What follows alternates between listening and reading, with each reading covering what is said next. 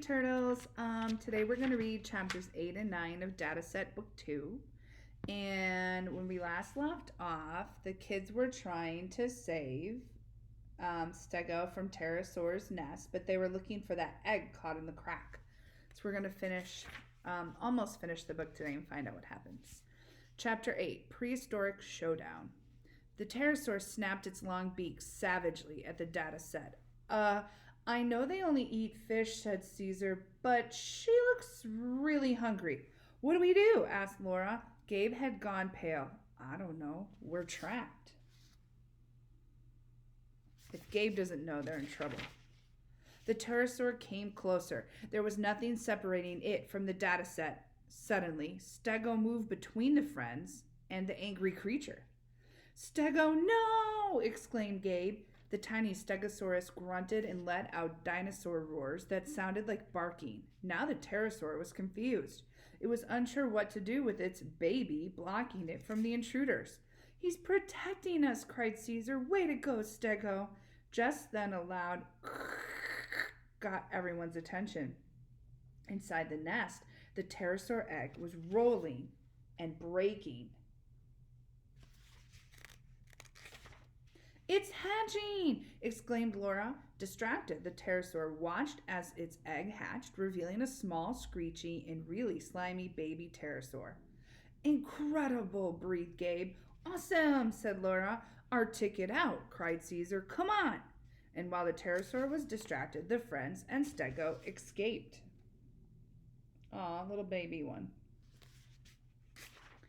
They half climbed and half slid down the mountain, and before they knew it, they were on the ground. We did it, Dataset, Gabe beamed and gave Stego a big hug.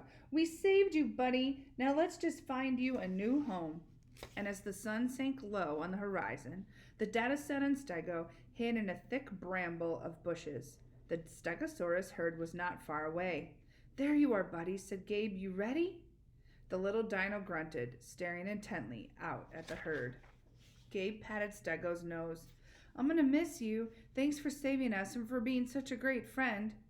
Stego's gaze shifted to Gabe while he continued to pet him. I wish I knew if he understood us, Gabe said a little bit sadly. He doesn't want to let him go.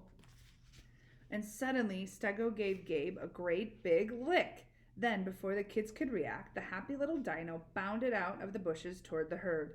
And when he reached them, an adult Stegosaurus looked at him for a long while. Slowly, 3 of them moved forward. They protectively surrounded the little dinosaur, and one guided Stego into the center of the pack with its tail. Together, the herd moved off toward the setting sun. Laura placed a hand on Gabe's shoulder. He understood. Oh, look at little baby Stego. Chapter 9. A few hours later, the Dataset sat huddled in the jungle clearing.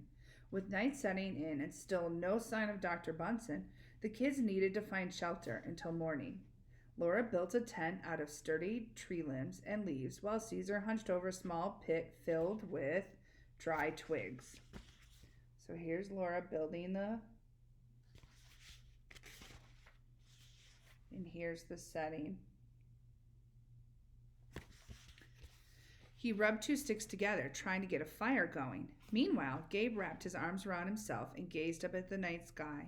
Millions of stars twinkled, more brightly than he'd ever seen at home, and Gabe wondered how many of them would be still shining in the present-day Newtonburg and how many had burned out millions of years earlier. It's amazing, he said. He looked out over the horizon to where a cluster of volcanoes glowed red with smoldering lava. Shadows of giant flying creatures appeared and vanished among the peaks. It was all so incredible and scary.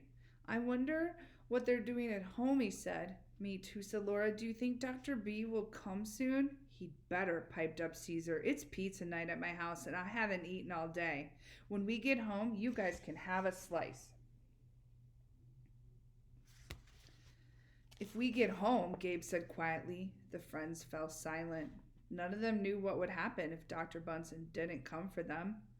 I'm sorry I put us in danger before, Gabe said. I was so excited to see real dinosaurs and then worried about Stego I didn't think. It's okay, Laura interrupted him. We're a team. We stick together, no matter what. Gabe smiled at Laura appreciatively, and she smiled back. Then Laura's turned to Caesar. How's the fire going? Almost got it. Caesar was rubbing the two sticks together, and suddenly a tiny spark caught on the dry twigs. It ignited. I did it, guys, Caesar cried. He jumped up and did a silly little dance. The flickering light from the fire quickly illuminated the entire clearing, and then suddenly Gabe and Laura's eyes grew wide. Caesar, Laura hissed. She motioned for him to come toward him. What do you think it is? Caesar stopped dancing. There's something really scary behind me, isn't there? He turned.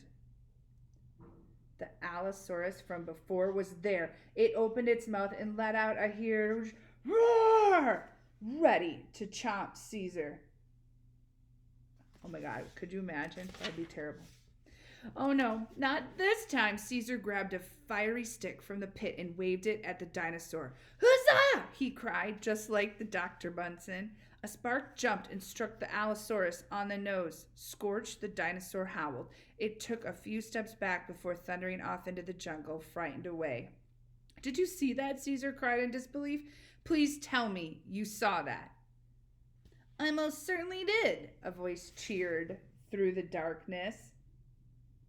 Wait, who's talking to them if they're all here? Who is it? Who is it? Who is it? The friends couldn't believe their eyes. Dr. Bunsen was standing at the edge of the clearing, holding the remote control for his once again operational time machine. They were saved! All right, that ends chapter 9. But we have not so far away chapter 10 left to do tomorrow to figure out, is there another crazy twist? What's going to happen? What's happening in book 3? Is Dr. Bunsen going to do something else insane? Is he actually going to get them back? Who knows? We'll find out tomorrow.